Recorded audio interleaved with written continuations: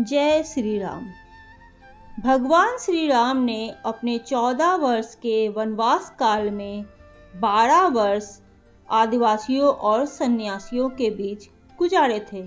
इन 12 वर्षों में उन्होंने आदिवासियों को शिक्षित और कुशल बनाने का कार्य किया था।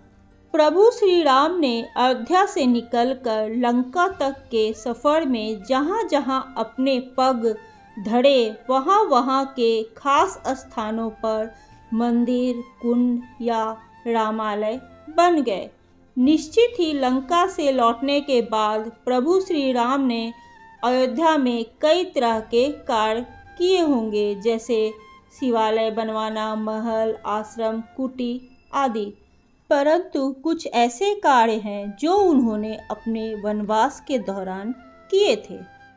इसमें पहला नाम आता है पर्णकुटी। श्री राम जब गंगा पार करके चित्रकूट पहुँचे तो वहाँ गंगा और जमुना के संगम पर ऋषि भरद्वाज का आश्रम था। महर्षि ने वहीं एक पहाड़ी पर श्री राम को कुटी बनाने की सलाह दी थी। श्री राम ने वहाँ पर पर्णकुटी बनाई और वहीं रहने लगे थे। इसके बाद वे जहाँ पर भी गए वहाँ पर आदिवासी और वनवासियों को पर्णकुटी बनाना सिखाया और उसी में रहने के लिए प्रेरित किया। बाद में वे नासिक के पंचवटी क्षेत्र में गए तो वहाँ भी पर्णकुटी बनाई।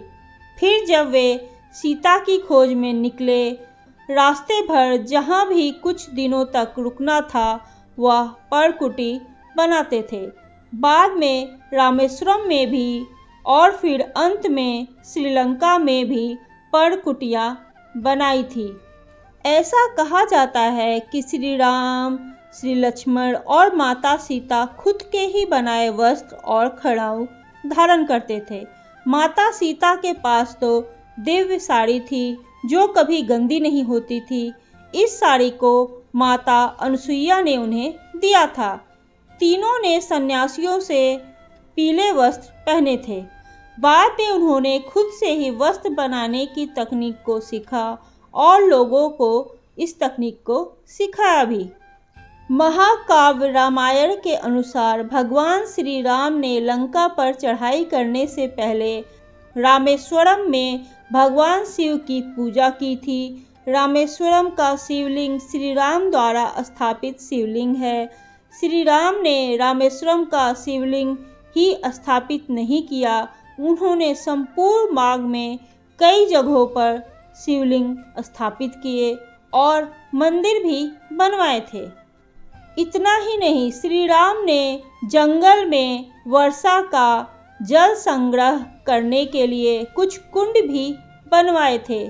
देश भर में उन कुंडों का नाम सीता कुंड है। इनमें से कुछ कुंड लक्ष्मण और सीता जी ने भी बनाए थे। कहते हैं कि श्री राम ने चित्रकूट और नासिक के क्षेत्र में कुछ गुफाओं का भी निर्माण किया था। वहां पर वह भारी बारिश के दिनों में रहते थे। इसके बाद प्रभु श्री राम ने नल और नीर के माध्यम से विश्व का पहला सेतु बनवाया था और वह भी समुद्र के ऊपर। आज उसे राम सेतु कहते हैं, जबकि राम ने इस सेतु का नाम नल सेतु रखा था। ऐसी मान्यता है कि प्रभु श्री राम ने वनवासियों और आदिवासियों को तीर कमान बनाना और चलाना भी सिखाया था।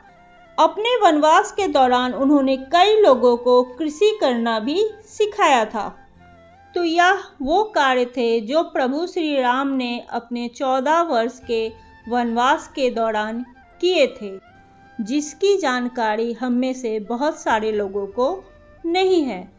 तो आपको ये कहानी कैसी लगी प्लीज़ मुझे कमेंट करके ज़रूर बताइएगा और ऐसी ही धार्मिक और रोचक कहानियों को सुनने के लिए प्लीज़ आप मेरे चैनल को लाइक कीजिए, सब्सक्राइब कीजिए।